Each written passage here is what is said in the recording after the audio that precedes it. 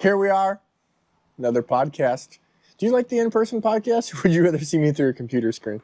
Well, the computer screen does allow some level of security, but I think I prefer this. Travis Hartman, you guys asked for the biologist, so we kidnapped him for a couple days here. We've been fishing.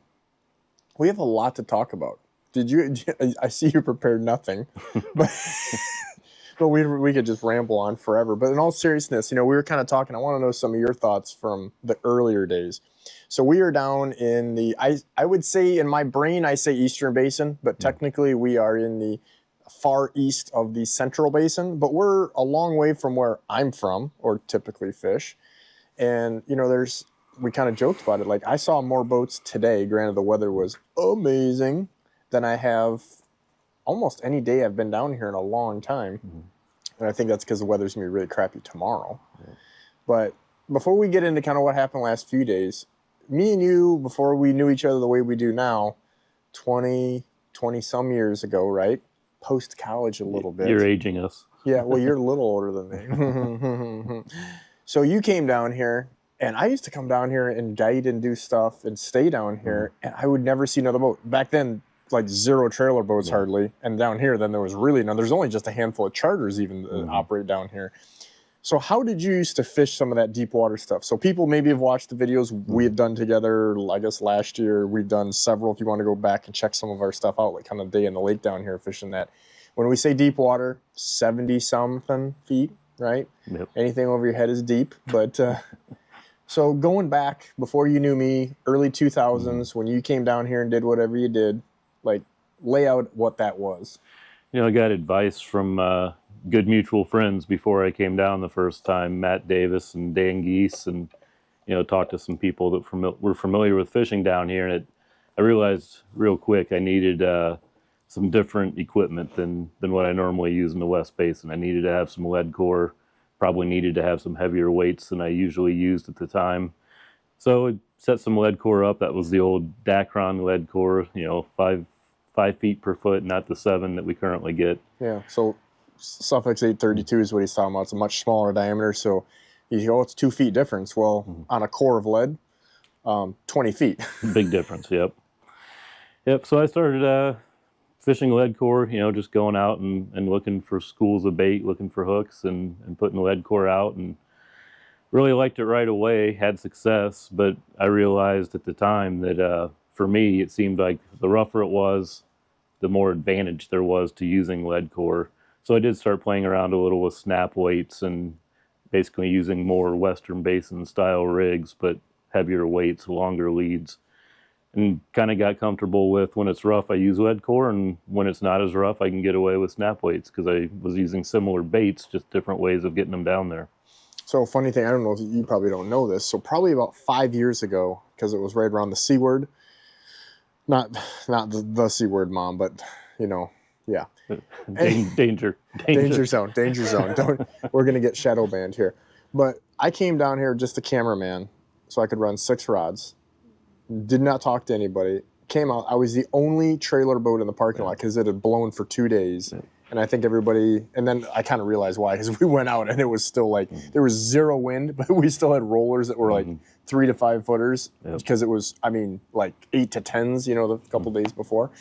At any rate, I went out there with the whole premise, like when we do some of these videos, it's not like, hey, how many fish we can catch. It's not a tournament. We're trying to also learn things and also for the, the media stuff that we do. But I ran 2 snap weights, 1 on each side. I ran a lead core on each side, and I ran a dipsy on each side. And it was, when it went flat, it was crazy though. And again, I think the thing that when you listen to somebody, you have to be careful what you ask and what the answer you get, because there's so many other variables that you may be misinterpreting or getting, right? So like when we went out there and the lead core just absolutely smoked everything. We caught fish on divers or whatever, but the lead core was way bigger fish, and it was just, it was smashing them. But also the way we had the currents and everything, for me, the guys that come out here and you say, well, yeah, I'm going to take 2-ounce snap weights and come down here, but I'm going to bring some 4s and 5s or whatever. I'm not saying you ain't going to catch some fish, but I think if you watch the videos that we have out and have already put out, it's that we're able to fish really specific windows, which I think is so important. I don't think people understand that. Like if you're back in the Western Basin, it's good a lot of times to have your lures that are moving through the column, whether you're speeding up and slowing down on a turn and you're on the bottom and then you're not fishing spinners. Down here, people get really intimidated, to my opinion. They see 70 feet of water and they're like, oh my God, my crankbait only goes down 18 feet. What do I do? Or I don't know how much weight or how much to let out. You really only need, like, I would say I'm only fishing 10 foot of the water column 99% of the times that I'm here. And give us the science on that. Explain what that actually means. Well, you think about the environment down here. It's generally really clear water. So think about walleye, eyes on the top of their head. You know, they get clear water. They have pretty good vision to see a long way. So you have a little bit of a comfort zone there that you don't have to be right on their nose. Like maybe at times in the West you do when it's dirty, when the water's, not nearly as clear. But you also, they can hear and feel, so sound is important. And down here, they're generally eating smelt. Rainbow smelt they're not a native fish, but they're the primary bait fish right now down at this end of the lake. They tend to pile up off the bottom, or at least that's what we've seen in past years. We didn't stumble onto that these last 2 days. The traditional. Well, don't get ahead of yourself there. Hold on. Right. But you're fishing. You want to fish baits that look like what they're eating. They want to be in the thermocline, which I assume we're going to get pretty deep into that before this podcast is over. But we're summer right now. We have a stratified water column. We have warm water at the top, cold water in the bottom. Those walleye like cold water, so you can expect them to be near it if they're not in it. So, we don't have plans here, so let's just get into it. Since you brought it up, let's go there. So a thermocline is basically a temperature break in layman's terms. Okay, for us fishing guys, Travis probably has a little fancier answer than that. But you can see them on your screens. But I want to go there right there and let you just give the breakdown, because a majority of the places we were fishing, we did not see a thermocline on the Humminbird graph. And I don't care what graph brand you would have had, like, you weren't going to see it. And I'll follow up with what we did, but you gave me some fascinating stuff. Because again, these are things you think about, but like, I think, you've obviously got the science and the experience to make a hypothesis, true or false. So when we went through that one area, and when I say area, a couple miles, we set a thermocline on my screen that looked like a mustache. I mean, it was boom. Even and I had night mode on because we left in the dark the other day, and it was like neon green going across the screen. Maybe we'll put that up there. I got a screenshot that I saved of that. And then it wasn't for another 15 miles.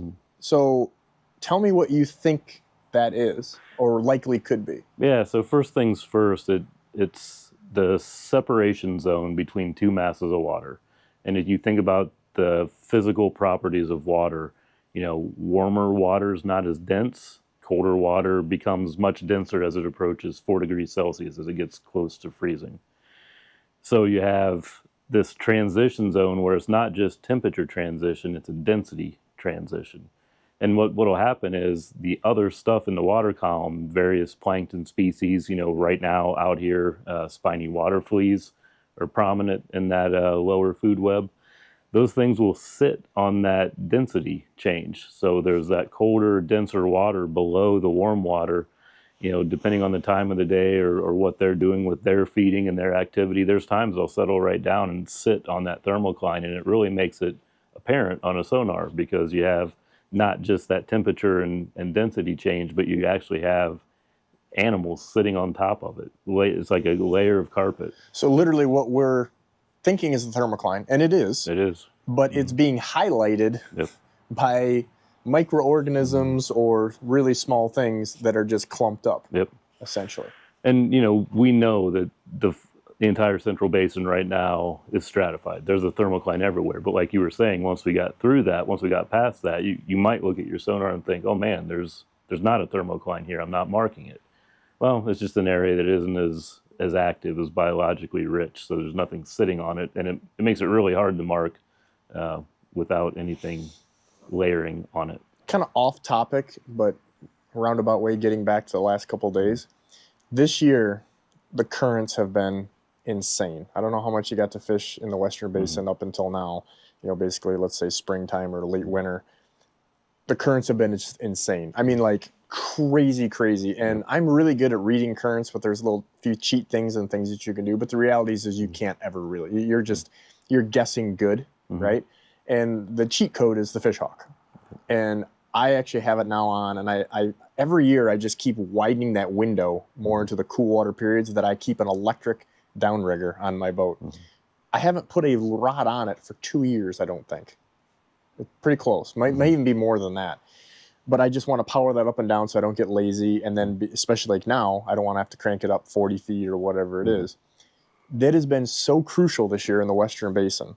Now, fairness, full disclosure, we didn't even get it down because we didn't have much current the last couple of days. It was flat, calm. Things were just, and we were catching these videos. If you haven't seen them, we were just on fire catching. And it's, at that case, you only need to know what you need to know. But we put that down today when we were kind of winding down and fishing. We've got the Fishhawk probe on a cannonball there. Drop that thing down through the water column. We kind of gave it a few seconds to kind of let it catch up because it takes a bunch of calculations. And we were roughly 81 degrees on the surface. And when we were dropping that down, sure enough, you're like, boom, this is where it's going to be. And it's you were like the book that we already read, right? So give me a little bit about that. I mean, nothing surprised you with that, right?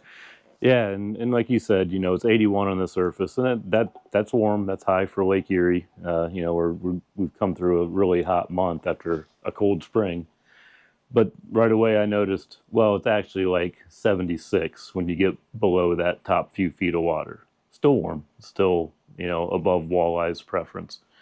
But we got into that 70-some degree water, and then, where you had marked that thermocline, where those likely water fleas were, it was 47 feet, I want to say at the time, 47, 48 feet maybe of depth.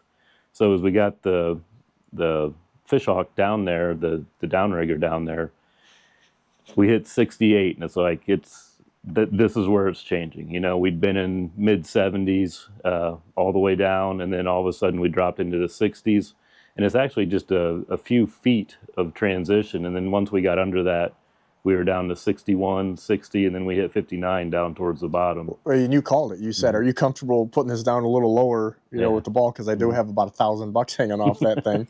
And lowered it down, and boom, you're like, we're going to see the fives. And sure enough, we got in the 50s. But that's I don't know, that's a good point when you said, I don't know, that whole, what you said about seeing that little window is kind of what I said with these people that are intimidated with, you don't have to spread out your stuff as much. Right. Like that stuff needs to be close. And that's why, again, I'm not trying to sell these guys something, but it's just crazy on how many guys that I know well that come down here and fish and catch some fish, but we're mowing them down. Yeah. And it's because we have everything dialed where it needs to be. Now, if that thermocline is not always, I would say in the 40s is through the last 20 years, but when the winds change that up and down, right? Yeah. And so you have to be able to jump a little bit. But with that said, how much do you really see that thermocline changing? Like, I would say 40-ish feet. So you have to think about the fact that you have two separate masses of water. And at the risk, I mean, it's complicated beyond easily describing, but you go back to the old bathtub reference, when we talk about a sesh, when we talk about the water in the lake getting blown to one end, then sloshing back, you think about those dynamics going on with a second mass of water.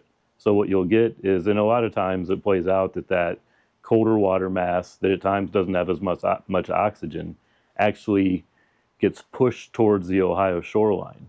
So on our shoreline, the dynamics with oxygen, with temperature, with what fish are doing in response to that can be a lot different than what's going up on the North Shore, where they might have warmer water way deeper because of the way that lower mass is sloshed towards us. One of the best ways to kind of set your expectations, like what you think you're going to see when you go out, is some of the modeling, the forecasting that's available. 20 years ago, Ross, what did we look at? A wind forecast, maybe 2 wind forecasts and a weather forecast. Which were more accurate then than now, but...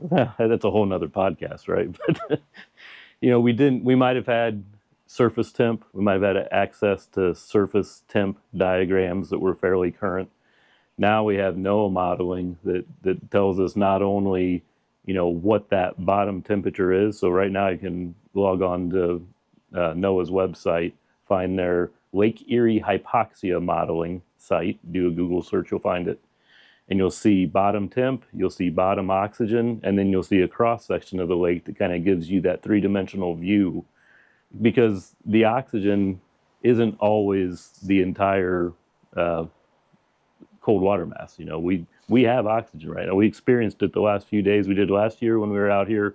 It'd be incorrect to assume all the cold water is oxygen deficient, because it's not. It might get there. It'll continue to grow as it gets later in the summer. But if you go to that NOAA site, you can have an expectation. Okay, well, here's what the bottom temp looks like. Here's what the oxygen currently looks like. And they actually forecast out a week. So if you have a trip coming up, you can kind of see what it might look like a week down the road.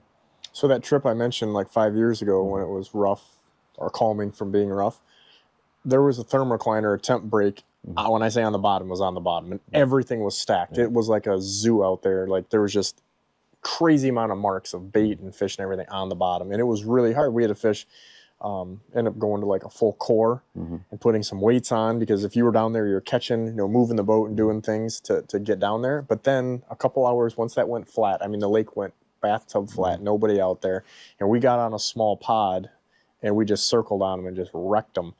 But the thermocline had reestablished itself more in that traditional spot. I want to say it was like 45 or 50 feet. It was just easier to catch them then because it was easier to get more lures in front of that. If you're trying to fish bottom in 70 feet or 65 feet, that's hard. You're not hanging up, not getting stuff in there, but not, because they don't chase seemingly as far.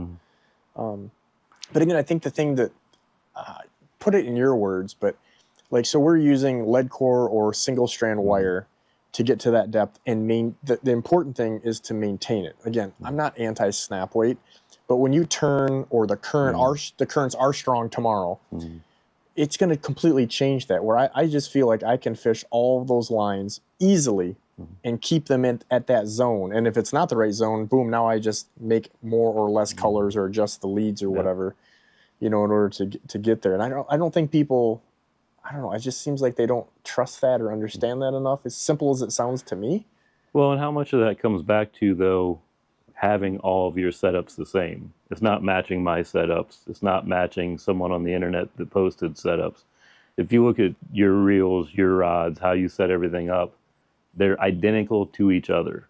So that gets back to that, okay, well, I've nailed that window down, that 10 or 15 foot window. I'm really catching them there. Now I reproduce it. And it's additive, right? You get more and more baits in that right zone once you find it, and we've seen it's a free-for-all. Well, and it's just like, we'll bring B-Team Bob into this, because, I know he secretly watches these, so he's going to be like smirking but also frowning at the same time.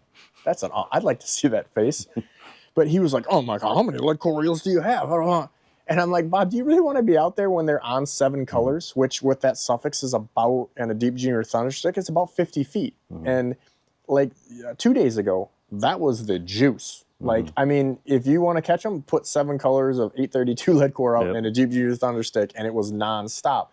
And then all of a sudden, we had like, let's say 5 colors, or the next day it could be 8, or whatever it is. And 7 feet high or low, you're still going to catch some fish, and depending on the conditions, but you're catching way, way less. You know what I mean? And that's the difference between, having a few of those setups and then being able to keep in that. Again, if it's rougher, like it's going to be tomorrow, probably that stuff's going to lift up in the column. It's going to surge more, and you may have to have more lead core out. Well, and we'd have these last 2 days as a starting point, but, expect that thermocline to be around 50 feet. You kind of ask where would you expect it to be, or, how much range is there in that? I think a fair starting point is 50 feet, using your sonar, using the predictors to see if that's right.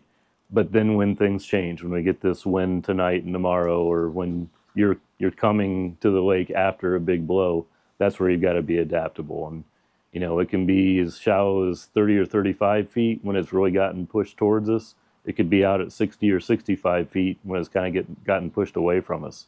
So you just have to be adaptable. Let your sonar show you where it likely is. Use some of the predicting tools, and you can put it together. It's kind of even backing up for somebody to listen to this that's in North Dakota or wherever, because we've got a lot of people from all over. We're, I don't know, 150 miles from home or whatever for a lot of the waters that we fish. So these fish migrate from the Western Basin. They go down there and spawn. They come back. And in the summertime, what do you think is the portion of the fish that are coming down this way? So I probably should have brought some of Matt Faust's work. Matt's done a lot of work to characterize what proportion of tagged fish, which we hope are representative of the population, come down here. But functionally, it's less than 25% of adults that stay in the West. And I probably should know it off the top of my head, but it might be as low as 10 or 15%. So most of the West Basin spawning fish come at least to the Central Basin. Some go further and go all the way to the East Basin. Which is kind of crazy because, again, these numbers aren't exact, but it's like, you know, that 90-10 thing you hear, about 90% of the fish are in 10% of the water. Like 90% of the fishermen are in the Western Basin. And right now, 90% of the fish are where maybe 10% of the fishermen are. Like, you know, we did not see a boat while we were fishing for a couple days. Like, not even close. We saw a freighter once. That was about it. Yeah. But these fish are coming down here, and let's get into the meat and the bones of some of the stuff that happened, where this was a different trip than anyone that I've had in a long time, especially since, you know, as you do it more, then you have more to kind of understand, of, you know, more of a library to pick through. But these fish, generally speaking, are coming down here, and these bigger fish, they're often, I would say, some of the better fish. I would say this summer, even my buddies that live down here and fish almost every day, they've had the smallest average fish catch size in the last 3-4 weeks or something like that than they've had pretty much, I mean, in a long time. Is that a correlation of what we saw? I'll let you throw the punchline of what happened. Is that, you think, a correlation of why we didn't see what we didn't see? Well, so there's a handful of things. I think before we even dive into like conditions or forage or anything like that, right now we're in the worst trophy population makeup that we've had in decades. You know, you probably have to go back to early with the 2003 year class, where they weren't old and large yet. They weren't trophies, and we were coming out of the late 90s that we didn't have lots of big hatches. So right now, we don't have lots of those 30-inch fish, just population-wise, hatch-wise. They aren't as abundant out there. On top of that, the young fish are extremely abundant. And aggressive. And healthy and fat. And on top of those two things, just population structure and you know, the kind of the makeup of what's out there, we also have Central Basin populations producing as many fish as we've ever seen. Our Fairport office, that's just west of us here, they've caught more young year walleye in their trawls consistently over the past 6 or 8 years than we've seen in a long time, or ever, honestly. Most we ever caught within their survey, within their database. So now you have local young fish, local 15-inch fish, 16-inch fish, 17-inch fish that really aren't going to migrate all the way down here from the Western Basin with any regularity. You know, normally those young 2 and 3 year old fish stay in the West until they're adults, until they're 4, 5, 6 years old, then they start migrating every year. Now we have all these adult but young migrators from the West, so those 20-inch fish, 22-inch fish. We don't have many trophies, and we have lots of young local fish that are 14 or 15 to 19 inches. It's really, I mean, it's awesome for the future. It's awesome for catching fish. It's great for catch rates. If you want to come out and catch trophy fish, it's not good for you right now. It'll be good real soon. You know. Well, I guess where you're going to go, I'm going to back up because I just had a kind of a thought. So people have watched my stuff. I don't care where you're fishing. I like to narrow down the water. So I generally fish slower than most people, but irrelevant to the conversation is if you mark fish at speed, I don't care what you're doing. If you're marking fish, I would say between 20 to maybe 30 miles an hour, you're going to eliminate so much bad water. But when you're in green or off-colored water, you can mark more. Just the cone is only so big, folks, right? Now, when you get down here in deeper water, the cone's bigger. Like, you should be able to mark more, and these fish are, generally speaking, not high in the water column. But it's crazy to me how many we don't mark because I still think they swim out of the cone. I mean, it's almost crazy. We hardly marked any fish today, and we absolutely wrecked them. I mean, I drove almost 20 miles. I could almost count on a couple hands how many fish we marked.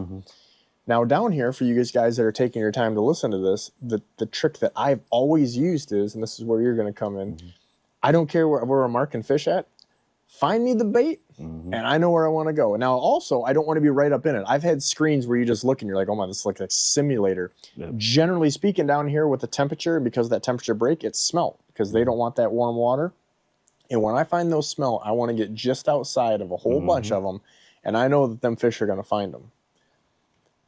We didn't find the smelt.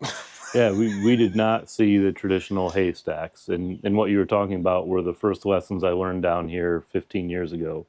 Find the smelt, but my gosh, don't fish in the smelt. Because some of those haystacks, and all we're saying is billions of them, that they pile up off the bottom, and when they're really large schools, I saw them in the past come up to within 15 feet of the surface. So you're talking 45 feet or more of smelt piled straight up. And that's much warmer water there, generally speaking. Yep. And I really think they were being herded. I think they were being kind of pressed against oxygen deficient water, and the walleye were definitely using it to their advantage. But the point is, you run till you find those haystacks. You kind of maybe run around a little more near them to see, okay, what's the playing field? Where's the core of the bait? Where do I get just outside of it to put my baits and be effective? And we didn't see that. So a couple things, we're mostly running north and south. We didn't do a lot of exploring east to west. So but I've got buddies that have been east and west of us 10 miles, stories. and they're kind of saying the same thing, which is... So what we did see was kind of clumps on the bottom, really more Western basin style when you think about sonar returns and baitfish, what baitfish look like. So I, immediately had two thoughts. One, maybe we're just not in a region where most of the smelt are. Maybe they're in Ontario right now. Maybe they're way east right now. They're somewhere, obviously. The big schools of smelt are somewhere, but maybe they're a little more broken up and we're just seeing patchy smelt that are more horizontally distributed, but that really wouldn't fit smelt behavior or what we're used to seeing. So it's likely other species. We've seen spit up yellow perch. In my position, I'm really hoping it's a big perch year class. And I used to tell you in the West, I think a couple of years ago, you were sending me pictures of all the little perch that walleye were puking up. And I'm saying young a year perch, like the So you guys listen to this. I send Travis pictures, not weekly of something spit up, but it's frequent. Occasionally. And he's like, how the hell am I supposed to know? Because they're all regurgitated, just nasty. Yeah, they're just yeah. But it's funny because some of these now, we've come to the conclusion, pretty safe to say that they're small perch, maybe an inch long. And now one of my buddies fishing down here, he said, hey, these things have grown over the last month and they're like an inch plus. And you can see the black bars. And there are clouds of perch, which is good because we have had not a lot of perch. And they're generally more bottom focused, which maybe is why some of these fish, are lower in the water column. But is there anything that maybe that could have pushed? That couldn't have pushed the smelt out, right? No, my guess is whatever the smelt are doing is completely separate. We're seeing the absence of smelt. So, are they just in Canada or like? Well, that could very well be the case. There's actually a commercial fishery up there for smelt, and I'd be interested in talking to my counterpart to see if their smelt fishery is doing really well right now because those fish are pushed up there, or maybe it's our counterparts over in New York that are benefiting from them because PA in New York can be full of smelt at times. But we're doing hydroacoustic surveys right now, like research grade sonars, doing transects across the lake. A few months from now, we'll have a pretty good look at what was going on while we were here right now. And we need to follow up on that because I was just mind blown. The first day when we came down here, I got a few buddies and chat here and there or whatever, but we never saw a boat. We literally went out in the early morning. We never saw a boat until we were on our way in a couple miles from shore.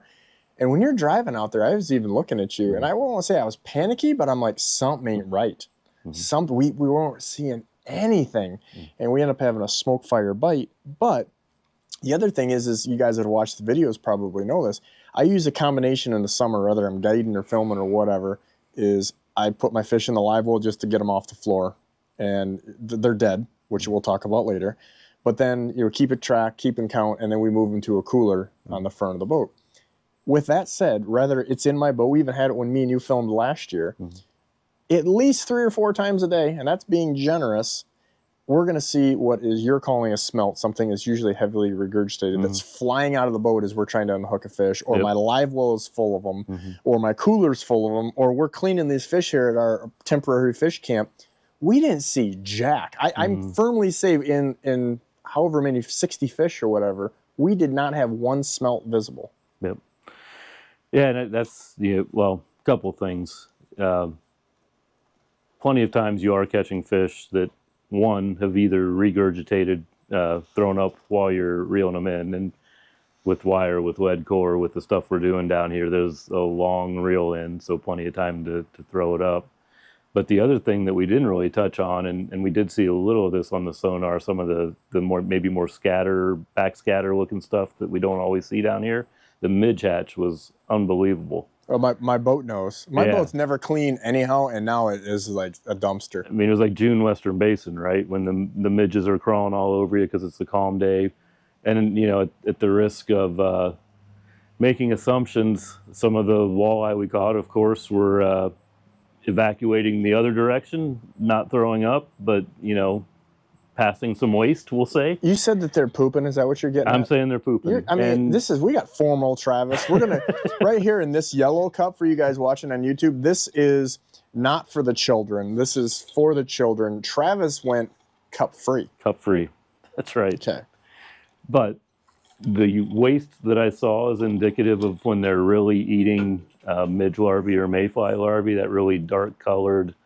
It looks different than the gray waste when they're eating fish. So I think some of it was they're eating these midges that they almost can't avoid, right? That they're probably swimming around with their mouth open, eating some of them.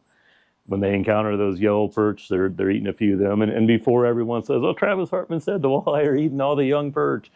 What did I tell you in the past? Those years, some of our biggest perch hatches we had were when you were sending me those pictures. I think it was one of them was probably 21. 21 was a really big Western Basin perch hatch. You were sending me pictures of all these spit up yellow perch. Listen, I think about these things because, when you get into what I'm going to call early summer on the western end of the Central Basin, which is a big area, but I may fish 50 miles of shoreline because of weather or water or whatever in a week period. We're catching a lot of fish, generally temperature, I think, is a lot of it. They're deep. Like, we don't have a thermocline there, so those fish are generally going with that little bit cooler water, which is generally near the bottom. And the amount of fish, when I get a really good grip on them, especially like little rapalas or silver streak spoons or something on a diver, you got to get a good grip on them when you're hoisting them in, trying to unhook them. And these things spit up like, when I say a perch, there's like 30 in a 3-pound walleye. Yep. And I'm just thinking, that's today or yesterday's food. Like, how many are they eating this year? It has been insane down our way. These clouds of perch, literally from the Bass Islands all the way to almost the Pennsylvania line. Like, I think people that want to know about the perch thing, fingers crossed, I know a lot are getting eaten or won't make it to catchable size, but holy moly, do we have a lot of fry. Well, and that's the important part, is that the walleye diets are reflection of what's abundant.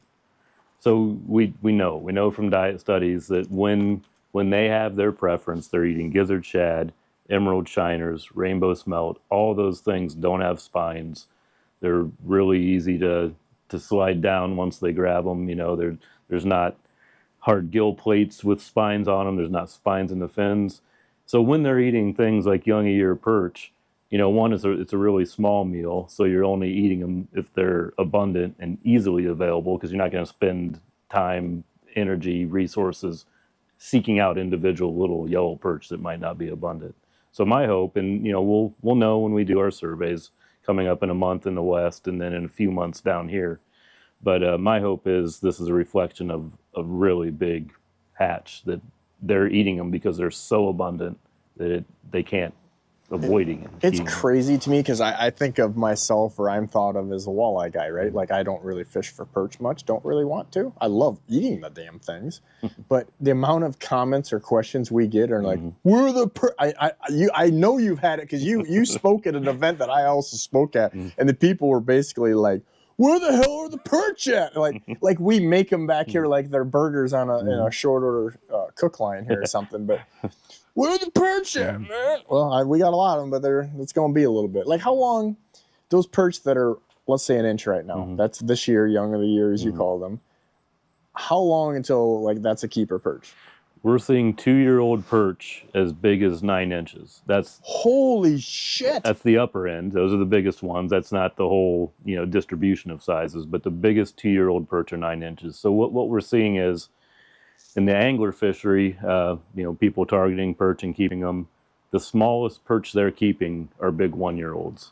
So those really 7 inchers that, maybe not quite 7, even though we like to call them 7. The smallest one. I see what you're doing right now. I see. He's saying that you're measuring with the ruler that. Yeah, I got you. So the smallest perch that we sample are big 1-year-olds, and then lots of perch are 2, 3, 4-year-olds. But those 2-year-olds can be as big as 9 inches. So in the West, when you're catching nice 8.5 inch fish, they're 2 or 3-year-old perch. Now, give the second half because I've learned this. Perch don't live nearly as long as walleye. Nope. So how long? What's your take? Really, so let's be very optimistic. Say this is a big year class. They'll come into the fishery as 2-year-olds 2 years from now, and by the time that year class is 7 or 8, they're functionally out of the fishery. The biggest year classes, we'll see some make it to 10. I think we had a 2003 perch in the West that made it to 13 years old. We got him in 2016, and he was hatched in 2003. But normal perch, life expectancy is less than 10 years, and most year classes only support the fishery up to about 7 or 8 years old, and then that year class starts disappearing. So real talk, a size perch that me and you want to clean and eat is, let's say, maybe 3 years old. Yep, 2 to 7. But we only got another 4 years or so, roughly, that thing's going to be around. Yep. And that's why perch fisheries are so reliant on, they don't have to have hatches every year, but you've got to get a good hatch every You miss some year classes and you're in trouble. So, yeah. And the kind of weird situation we're in right now is where the Western Basin has had unusually consistent year classes. In the last 6 or 8 years, there's only 1 or 2 perch hatches that aren't really in the fishery right now. That we're getting perch from every year, and a few of those hatches are big. Down here, we haven't had a great hatch since 2012, 13 years ago. 14 was okay, 18 was okay. We still have perch because there were lesser hatches that made it through.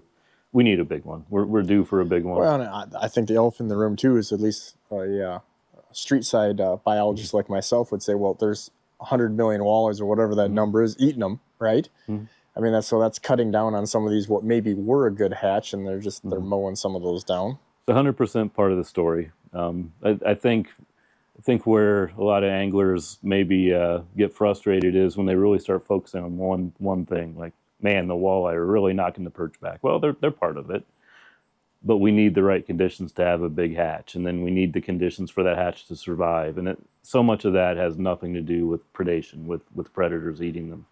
Lake Erie is just a different system. It's so big, it's so dynamic.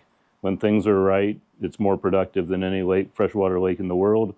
When things aren't right, it doesn't produce a thing, and that's really magnified in perch. So kind of going back to because certain people they like buzzwords, right? Like just real talk. They like hearing about what lure color you're using, Travis, and all this stuff, and the big fish. And we kind of talked about this, but a buddy of mine's been fishing down here almost literally every day for several weeks, and he's like, when it's rough, we catch the big ones. Do you think?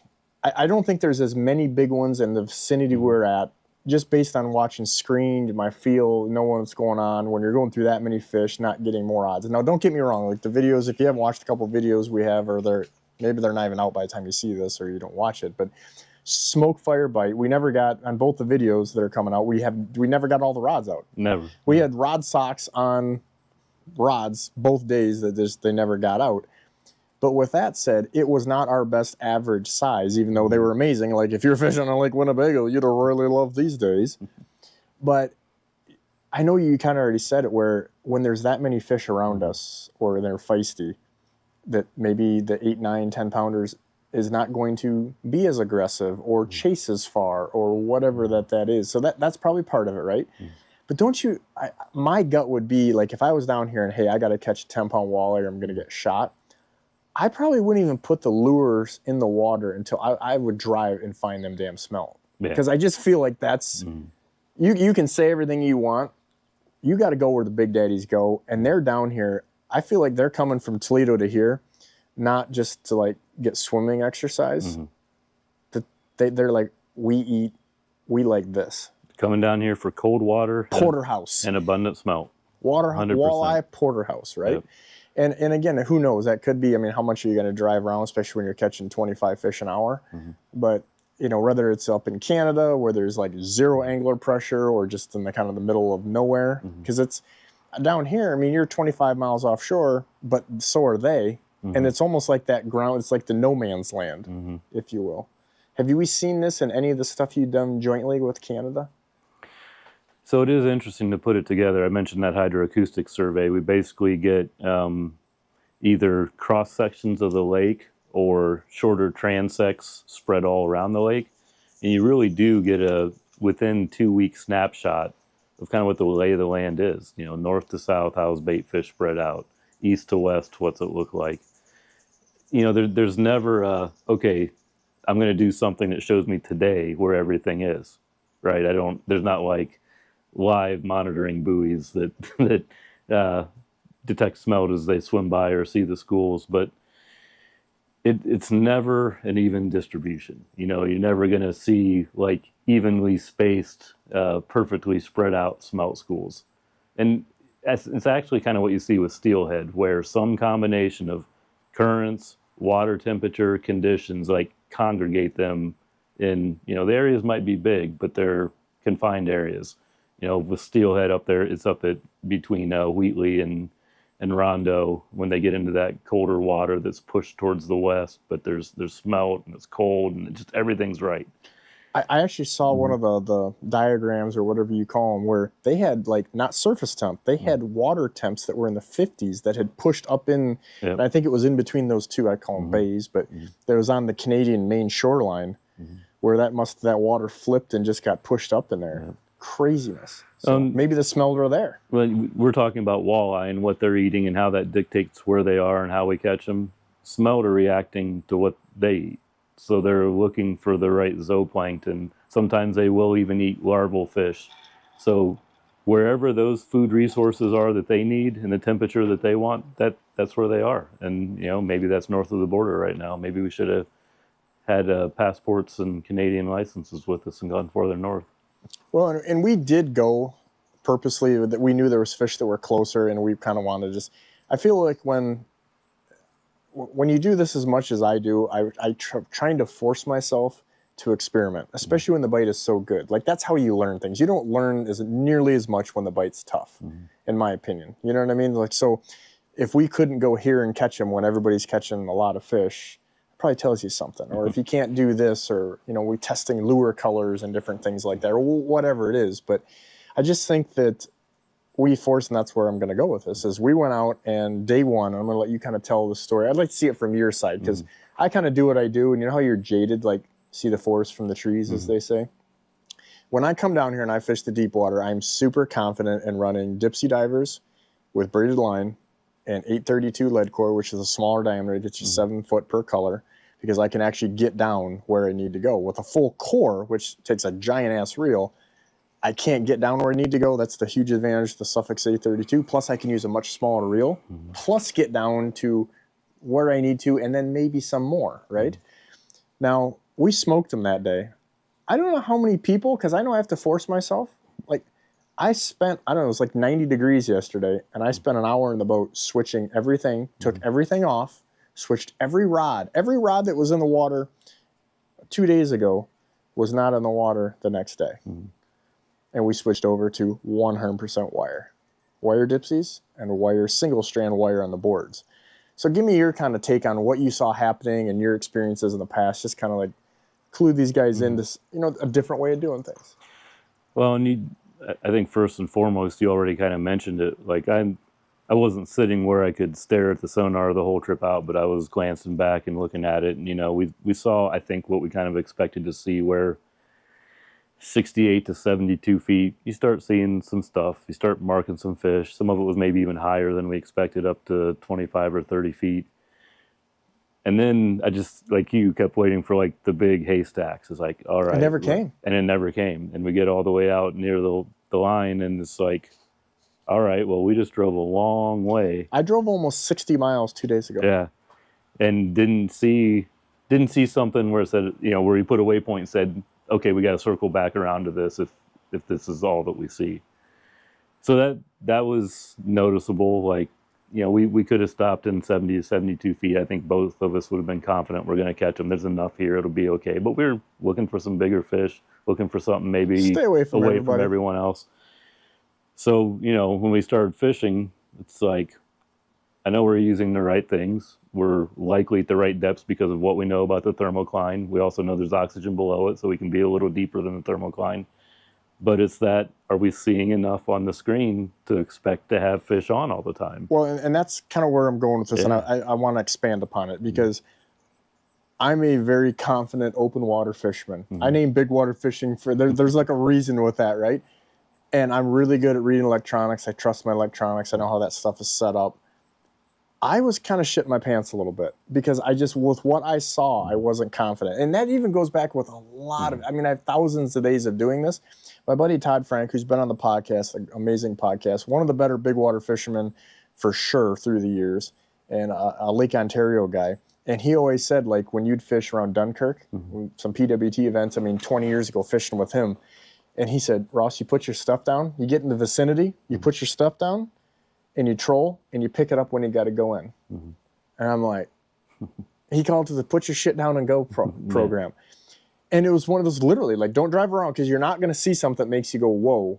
And that's farther east of here. And that water down there tends to be even bluer for some reason. When you get around Pennsylvania, it just gets, and again, I'm sure there's some scientific reason for that. But anything on that, because it's like, I was shocked. I'm still kind of trying to process as comfortable as I am with it. We caught fish like ridiculous. The videos, it is what it is. And man, we didn't see nothing. Well, and I think we both had the feeling, you know, whatever's out here, they're probably more catchable than the stuff that's around the bait. Yeah, if you put something within their detection zone, whatever that might be for those fish, you're catching them.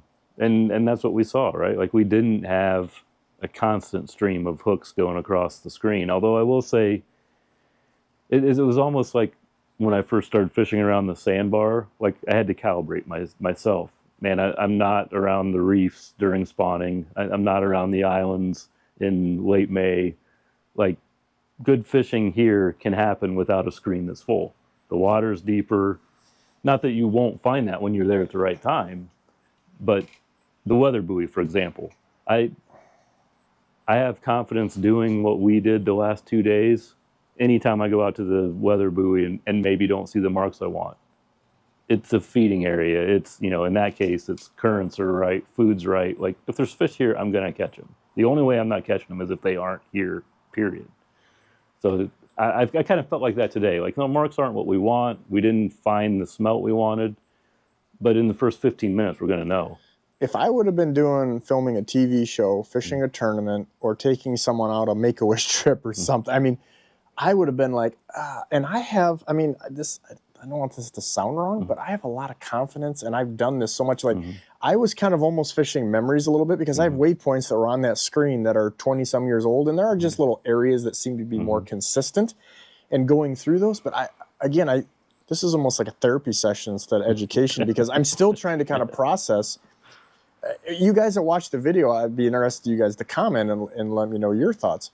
When you see nothing, which I'm not, like you said, I'm not used to that. But when you can't keep rods in the water, and you have 4 divers with 4 fish on, and all of your lead rods or your wire rods hitting before you even like click them into place, you had one day you had 3 before you put the board on. Yep. So, I mean, to have that good of a bite, I feel like this is one of those things. I have issues with fishing personalities, pros or whatever, that go hard on things. You have this is the stance, and then technology comes about, like something like Mega Live, you see, or whatever it is, and then 10 years down the road, you replay some of this, and you sound like kind of an idiot because you're like, well, now we've learned, you know, just like hypoxia. Like 10 years ago, 15 years ago, I didn't know what hypoxia was, but I learned. I didn't know the term, but I knew what was happening. I didn't know, but I knew. You know what I mean? Because of just things that weren't working. I think that's going to be the same thing. I think we're going to find, you know, are these fish spooking from sonar? Was there just not that many? We did put some Mega Live down for a little bit and definitely saw fish that were, the number was 25 feet. You know, and even in the 70 feet of water, our cone is not going to be that big. When those fish got about 25 feet from the boat, they got spooky. And I was using the Mega Live and forward facing. But again, our bite was so good, we never put the Mega Live while we were trolling in the water because we couldn't even get rods in the water.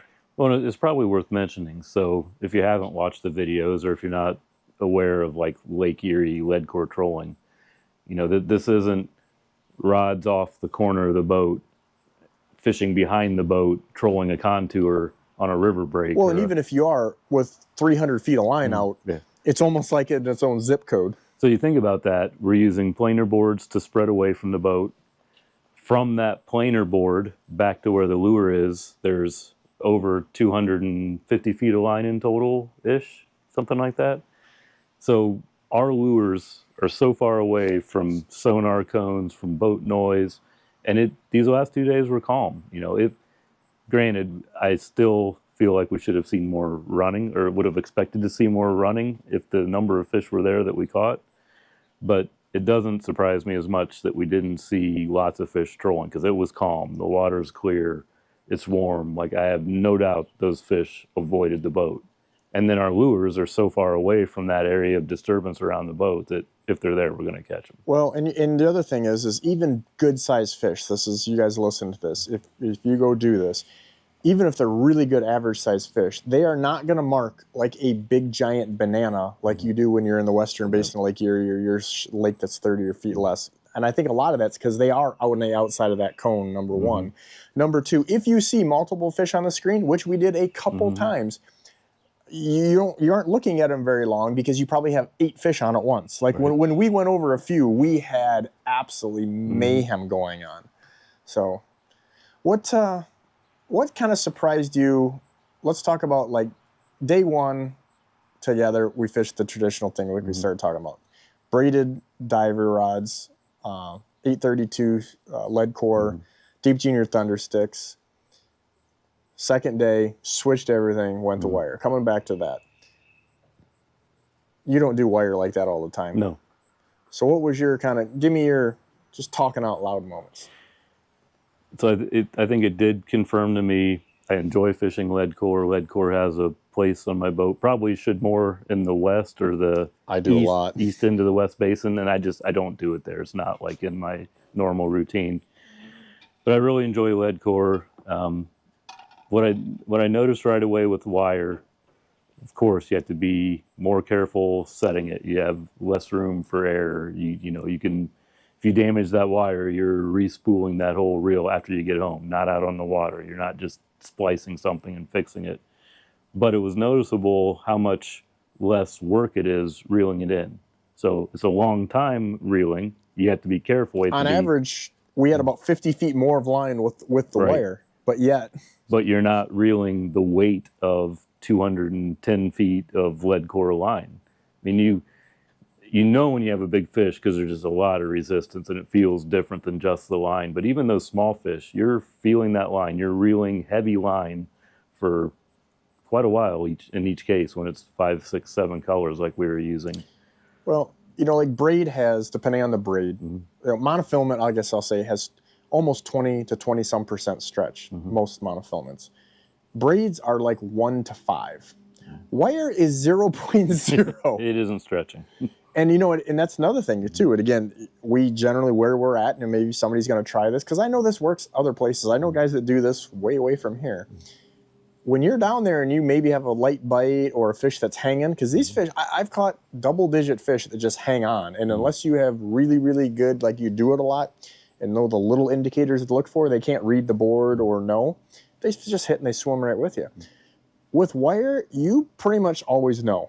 Like, I mean, I feel like some on the lead core, me and you were kind of like, I think so. And then all of a sudden the fish fights a little bit and then we're like, yep, there's one on the inside. With that wire, it's like, oh yeah, Yeah, right. immediately, Yep. right? Well, I think we did something pretty interesting in fishing all lead and braid divers one day, all wire with wire divers the second day. I think the obvious third day, if we were going to get another flat day, which is in question right now, would be one side lead, one side wire. Yeah. You know, we were on a bite that you're really only going to see differences in how long it takes to operate those things. You know, how long it takes to set it, how long it takes to reel in a fish. Like I think yesterday or today, if we'd have done that split, half on one side, half or one side lead, one side wire, lead and wire, we'd have only seen like the logistic differences of fishing them because the bite was just so good. What would be interesting is if it's not the best day, I've got lead over there, I've got wire over there, which one catches the fish? Shameless plug. You need to watch both our videos on the wire and then the other day. And I'd be interested to hear these people takes. Please comment and let us know what you think. My take on the day was I feel like we did better on wire as far as numbers because we could not get more than two on a side. And when we did, we had one on it. We never didn't have one on one side. It was a lot of times we physically didn't have a person to reel to get them in because then when we'd start, I'd be like, nope, put it back in the rod holder. And our buddy Andy was like, what do you mean? And I'm like, we have two divers going. Like we need to take care of that first. Because when those trip out, now all of a sudden you can have a hot mess of those things going in there, which we kind of detail that stuff. But to me, I think that I think the wire line was better, I really feel like a lot of what that had, the reasoning was we were in the zone with every rod. Yeah. We had 300 feet of wire where we were running one side of on the first day, not in the zone, above the zone. And then we were towing some small fish. And it caught some smaller fish. And we couldn't get to them and blah, blah, blah, blah. But I still think that wire thing, there's something about it. Again, watch our wire-only video. We're not going to get crazy into depth on that. This is kind of an all-encompassing thing. But the harmonic hum, the depth, the whole thing, like there's just something with wire that they really like it or they really don't. Today, they really did. Well, and thinking about it, it's hard not to think about it from a tournament standpoint. Like if we were in a tournament today, what would we have adjusted? And I just wonder how many rods of what technique and what mix of those would have been the right combination to be the most effective, to have the best chance at big fish. Because a few of our biggest fish came off divers both days, but I don't know that the answer was putting 3 or 4 divers off each side. I think it's 1 or 2 of the right. You would have had a tangled mess because when you start getting multiples hit at the same time, they like basket weave together and they look like braided line. They're getting together there. Yeah, so you haven't pulled like the wire divers. Have you ever done that? No, that was new to me. So with salmon guys, like I have a lot of buddies and I would say that I hate to say this out loud. You think about like a dipsy diver, you think about a jet diver. All these things that people that maybe haven't done this long are like, oh, that's walleye stuff. No. As much as I don't want to give them credit. These are salmon guys are way more inventive, way more creative, and they're 10 steps ahead of what we've done. We just adapt some of their stuff.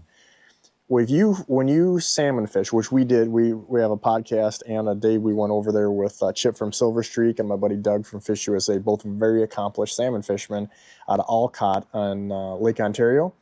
And I said when we got done with that trip, just sitting there, we're having beers and eating a burger, and I'm like, what do I need more of, guys? Because we were in my walleye boat. Check out the video. I'm like, what do we need to do more of? And he's like, you need more wire rods, and you need 7-strand wire dipsy rods. I'm like, what do you mean? And he's like, to your point, if I'm fishing a tournament or I have to catch fish, they're going to a wire diver rod. And ironically, we're using the same rods that he would use. They got a tool tip on them. They're Fish USA wire rod for 7-strand with the dipsies. And today, they were just absolutely fire. Yeah, it was fun to experience it. The braided divers are one thing. There's not much give. You feel every head shake. There's no stretch going on there in the main line. It's that times 2 with the wire. Like you feel You know when they're everything. on. Yes, 100%. But You're also, it's tougher. I don't have snubbers on them. mm-hmm. I think the only thing with those is, like you said, braid's not exactly forgiving. Mm-hmm. But I think with the wire, and maybe it's the rods, just because they're True. a little bit bigger setup, I feel like those are even less forgiving. Yeah, it definitely doesn't feel like traditional walleye fishing. Big handled rods, large rods, and then wire line. And, we caught big enough fish that it was still a fight. It was still fun. It wasn't just like cranking something in, didn't give resistance. But it's just a different experience than even braid divers. I'm glad we did that, for sure. Again, you want to go out there when things are good and then say, okay, is this better or worse? Or maybe we don't catch them, or, making adjustments for depth, things like that, which we kind of did out of the gate, and it just happened to work. But anything else that, whether it's your early years versus, obviously the first day to the second day, because that's like 3 totally different deals in the same area. I guess probably the biggest difference compared to what I used to do is I always used stick baits on lead core. I didn't put diving baits on them. And really, yeah, makes me wonder, would it have been better or not? Yeah, I was tournament fishing. I wasn't trying to catch 30 fish in 2 or 3 hours. I wasn't trying to fill limits. I was only trying to catch big fish. But those big size 14 husky. I wonder if you were going to, because I know that was your old school tournament thing. I wonder if you were going to let everybody else in on that. Yeah, I think we probably even talked about it last year during the podcast, but that bait, and actually it started with a Renoski, a shallow Renoski, and then I started looking, well, what else do I have that's like a shallow Renoski? Because honestly, I had big walleye plus steelhead breaking the Renoskis that I had. Like, they caught enough fish and got beat up enough. I was searching around the boat saying, what else can I fish that's like these Renoskis? And I started putting out size 14 Huskies, like, wow, they really like those too. And they like them on dipsies too. That's the tip. Anybody that's lasted this long, that's your inside tip. I don't know what it is, because when I think of a Husky jerk, that bait is meant to perfectly suspend in 50-degree water. It's right. It was designed as a cold water suspending jerk bait. Subtle bait. Yeah, and here you are going Mach 10 in bath water, and that thing just absolutely catches the fire out of them. I would say that, like, I don't know how many Thundersticks I own. I mean, way before I started working with Rapala. I mean, tons. And I would tell you that the deeps catch them. There's a little bit of a depth thing, but I think it's also action when you're going slower or turning, that there's still a little shimmy or something. But again, to the point, a little inside tip for you guys. So let's say you were catching them on, I don't know, 7 colors, but you feel like you're getting a little deep or something because 6 is catching them maybe a little better. Take that 7 because you don't have extra rods and put a shallow of the same thing on. And it's only going to be a few feet, but so is the lead core. And a lot of times that's enough to get you more bites. But the deep junior Thundersticks, and I think that's my deal. And it's just, I just don't not catch them. Again, going back to 25 years ago. But it's the size.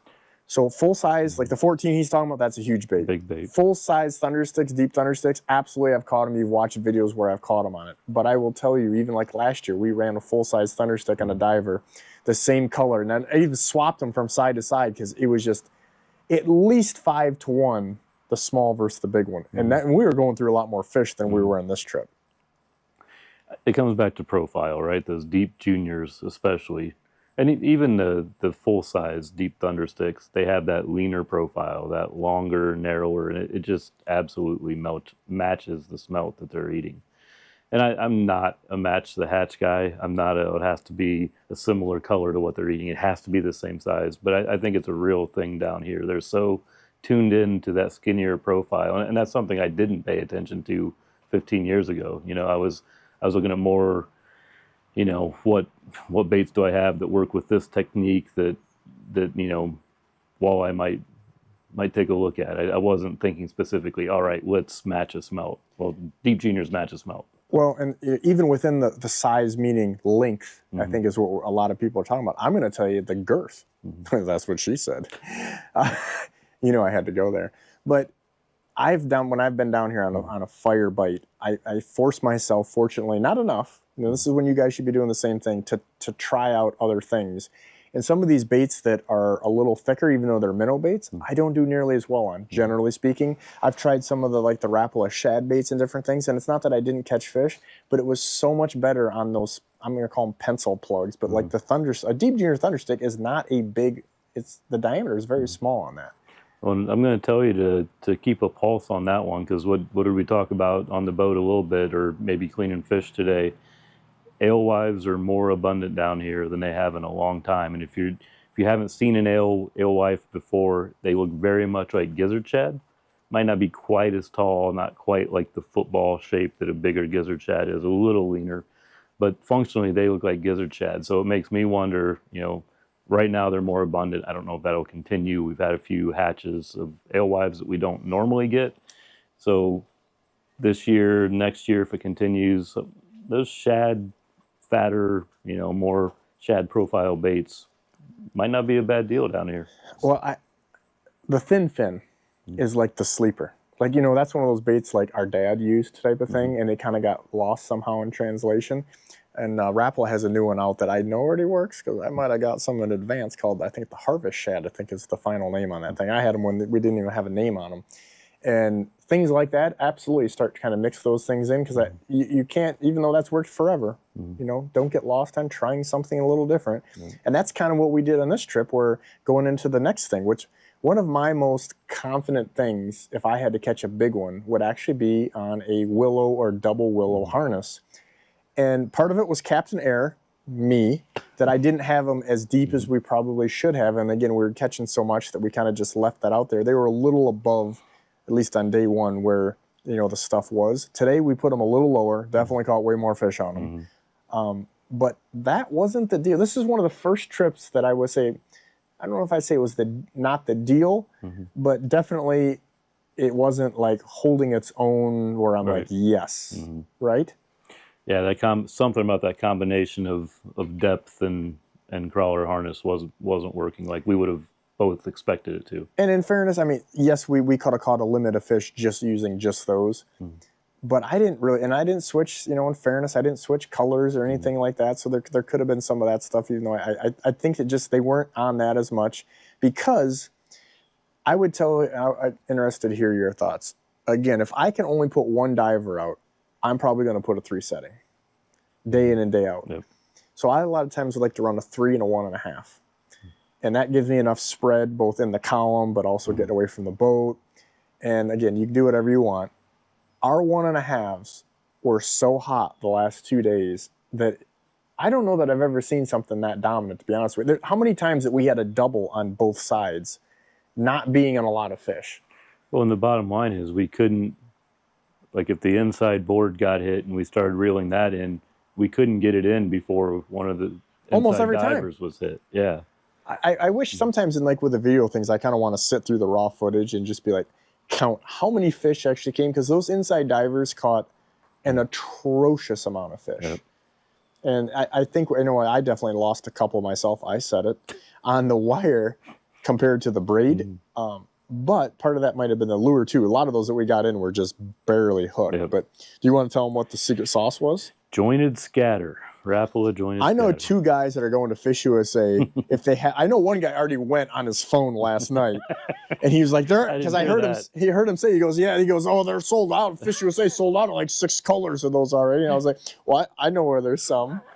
He tried to literally get me to sell them some out of the back of the boat. But that's one of those baits that when it works, it works. I use a lot of the really small stuff with Rapala and the jointed things, but down here, that scattered jointed, there's only one size. I think it's 9 centimeters, but there's something about that scatter lip going all over. It just straight up catches them. Well, it's like getting away from what I used to do.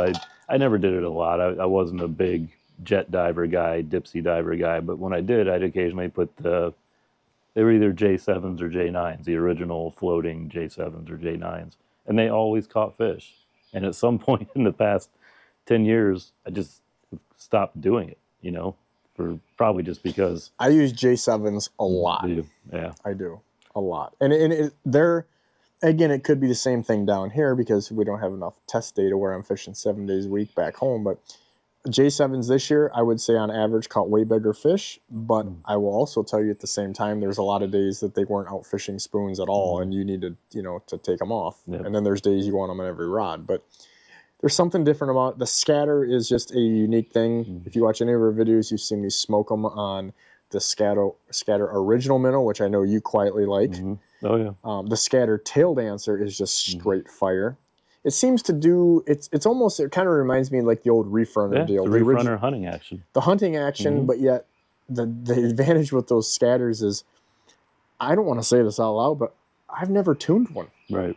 Like they just work because the way that bill, the eye is coming out, the bill is actually separate. So you're not tuning the bill, and they just work. But it's almost like it's controlled chaos. I mean, with reef runners, you always wanted them to be on the edge. You really wanted that hunting, but if it wasn't tuned enough, it would roll out. And it was like Days of Thunder.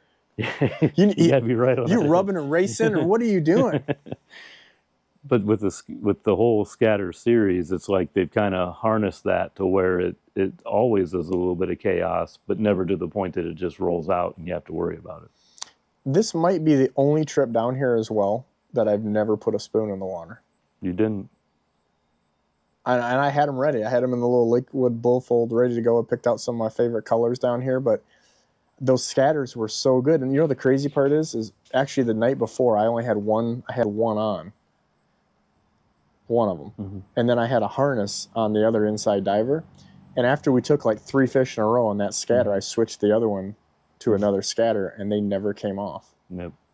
Well, to be fair, we didn't change much of anything, because we were too busy reeling fish in. I mean, a little bit, because there was some colors and things that we learned, like I said, but yeah, there wasn't a lot of changing. It was more, getting it in the depth range, and I think that's why most of us want to go to Fish USA and buy. They're gonna, 100%. I know this happens. They see the stuff they caught them on when they watch these videos, and I get it because those are all good things. We're not holding back on that, but if a guy's coming from Southern Ohio or Nebraska and he's coming over here to do this, I would tell him that if he's not going to have success, it's not because of perhaps the lure as much as, but he doesn't have enough presentations to put it in the right portion of the water column consistently enough. When you and I talk about what we're doing or what's working, how many times does color even come up? Well, I mean, I say this all the time. We've got a guy that runs a boat for me, a captain, and we've been friends for 25 years. We fish very close to each other a lot of days. Within yelling range for sure. And at the end of the day, we communicate very closely, but most days when the bite's been as good as it is, we don't talk at all. And at the end of the day, his guys that are fishing with him are my guys, and they come over and they half the time know the guys that are the same group that are fishing with me. And I don't think we've ever talked about this, but they're like, "Oh my God, can you believe the purple demon? Oh my God." And they're like, "What do you mean you guys didn't have purple demon?" We're like, "We caught more than you did." Like, like a little ego check in there. Well, what do you mean? We caught like 3/4 of fish in purple demon. Well, we were using broke nose, or we were using, antifreeze, or whatever it is. And again, if you're at the right depth, at the right speed, in the right place, that takes care of a lot. That color thing matters, but it's if you don't have those other things, you ain't fine tuning, man. You can't catch fish if you don't find them. Then you can't catch them if you don't put the bait close enough to them. And then it gets into the details, like what's the presentation of that day. So we've made you a media machine the last 48 hours. What else could you leave these people with that you're just like, I mean, perhaps it was some of the shenanigans at fish camp. What shenanigans are we talking about? Well, I don't know what you want to be open about. I mean, is that what we're going to do this? I mean, you want to talk about any of it? Talk about anything you want to talk about. I mean, what else did you have? What else? I mean, we ate good. We ate good. Made you clean fish. We videoed you sleeping and snoring on the couch. We made you pull wire line. What else you got? I don't know where we're going here. We got nothing. We're done. I always say, do you want to leave somebody with a tip? But I already know this is like dumb. Anything? So one thing we didn't get back to, I won't dive deep into, but you mentioned like the number of people fishing down here. And today we saw boats, right? I mean, how many did we see? 20? And 25? We saw nothing hardly, and I saw more boats than I've seen down here in Right. many trips because the weather was amazing. I talk to our Fairport office often, which we might stop there, might see some content from there at some point. But this is the best kept secret that's not a secret. Like this fishing is the highest catch rates we have anywhere on the lake. Last year Really? we had a 1 fish per hour walleye harvest rate in these what we call the East Zone, which is the eastern waters of the Central Basin in Ohio. Highest year-long catch rate probably we've ever documented. I don't know that we've ever had a 1 fish per hour catch rate. I mean, we're talking low end of perch catch rates, right? At 1 fish per hour. And I don't think people appreciate or realize what the fishing is down here. And granted, it isn't necessarily 12 months. You know, there's 3 or 4 months that it's really good because of all the migrating fish. But I know I was amazed when I came down here for the first time, and it's as good now as it's ever been, and it's only going to get better as these fish age and more fish come down here. So I think if you are a walleye fisherman, whether or not you fish Lake Erie, put Central Basin Lake Erie on your destination sheet because I think it's incredible. the people that are here know what to do. They're more serious. Think of it maybe more casual fishermen other places. And I think guys are more reluctant to come down here because they don't have some of the equipment, which, it's an investment a little bit or whatever, getting some things that are different. Like you can't use the exact same stuff, generally speaking, and have nearly the success that you probably want to if you're fishing in the Western Basin or a small inland lake. But I am shocked. We have some mutual friends here who used to come down here a lot from out of town. And it's mind-blowing to me that more people don't. Because when I think of this time of year, like they say, the dog days of summer. You don't fish for walleyes in the middle of the summer, the heat of summer. It's 100 degrees. You don't. This is the easiest fishing that we get. Yep. Everybody wants to come and, when we got snowsuits on and you get the tar beaten out of us. And I don't even want to promote this or sell this because I kind of like being able to go by ourselves and do our own thing. But lead core, wire, dipsies, got 2 videos for you to check out. We lay it right out for you. Just tell them we're done. We're done. We are so done. Adult beverage is not done, but we are.